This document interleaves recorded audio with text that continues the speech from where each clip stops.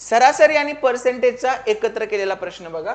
10 पुस्तकांची सरासरी 16 आहे आणि 2 पुस्तके सोडल्यास इतर 8 पुस्तकांची 9.5 आहे.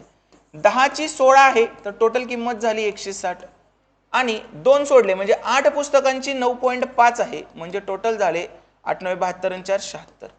तर त्या 2 पुस्तकांची किंमत किती असणार आहे? हे वरचे 60 आणि हे 24 म्हणजे किती झाली 84. 2 पुस्तकांची मिळून किंमत किती झाली 84. त्यांनी काय विचारलंय? 2 पुस्तकांपैकी एकाची किंमत दुसऱ्याच्या 40% अधिक आहे. 40% अधिक आहे याचा अर्थ एकाची 100 आहे तर दुसऱ्याची 140 आहे.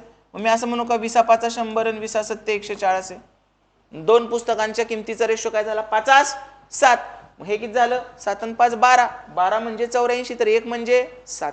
मग 1 म्हणजे 7 तर 7 5 35 आणि 7 7 49. तर ऑप्शन नंबर काय येणार?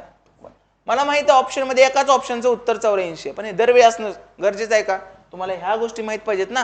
इथं तुम्ही एक्स नाही पकडलं पाहिजे आणि असंच विदाउट एक्स शिकायचं असेल विदाउट फॉर्म्युला शिकायचं असेल तर डेफिनेटली आपली संपूर्ण अंकगणित आणि बुद्धिमत्ता 2026 ही बॅच जॉईन करा. तुम्हाला नक्की फायदा होईल. Thank you so much.